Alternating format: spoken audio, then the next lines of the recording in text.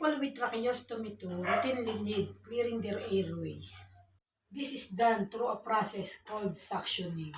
When a person coughs, the secretion passes through the airway tube. The tracheostomy tube can act as an obstruction in the airway. Suctioning is used to clear the airway. Only a suction person when it's needed. This is not a scheduled procedure. You can tell when a person needs to be suctioned by feeling their chest. You may feel rumbling, gargling, or wheezing as they breathe. A person may also feel when they are congested, and they may tell you that they need to be suctioned. Before you get started on any procedure, be sure to wash your hands thoroughly for at least 20 seconds. Always use a clean pair of gloves.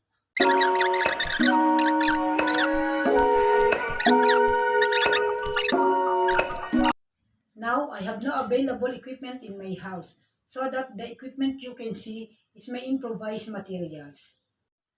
To start the procedure, prepare your suction catheter. Pour distilled water into the cup.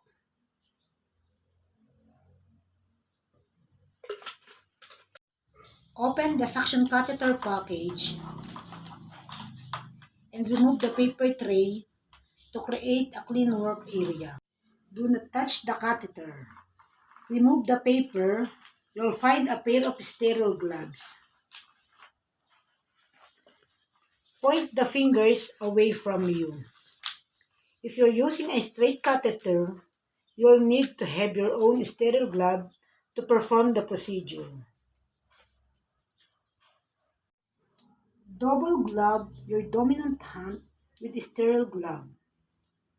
This is the hand that you will use to perform the suctioning.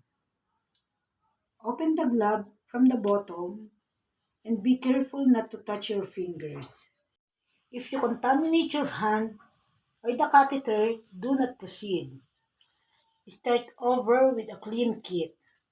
Now, you may take the suction catheter out of the sterile tray. If you do not have a medicine cup for distilled water, you can use the sterile tray.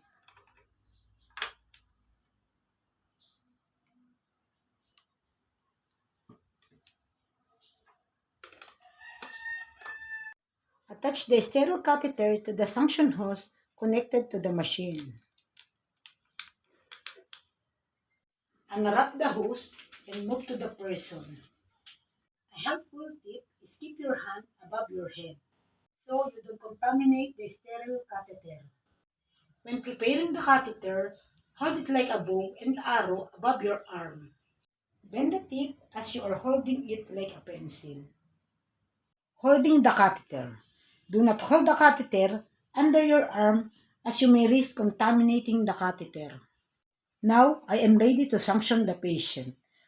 Keep the sterile catheter by wrapping around your clean hand. Use your other hand to turn the power on. Slowly insert the catheter into the trach tube until you feel resistance.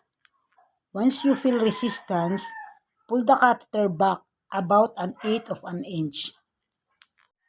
To create suction, hold your thumb over the hole of the other end of the catheter. This creates suction power. Twirl the catheter inside the trach tube while gently pulling it out using your other hand. Allow the person to catch their breath. Rinse the catheter in distilled water. Repeat the suctioning process. Do this as many times as needed until the airway is clear or until the person tells you that the trach is clear of obstruction. Once you are done, wrap the catheter in your sterile hand. Disconnect from the suction tube and remove the double glove with the catheter inside. Dispose of the glove and the catheter. Once you're finished, you'll need to clean the canister. Remove the tubing and the lid. Do not dispose of the secretions in your sink. This can clog drains. Instead, always dispose them in the toilet. Use soap and hot water to thoroughly clean the canister and lid. Place them on a clean paper towel to dry. Shake out any remaining moisture from the bevel until all the moisture is out.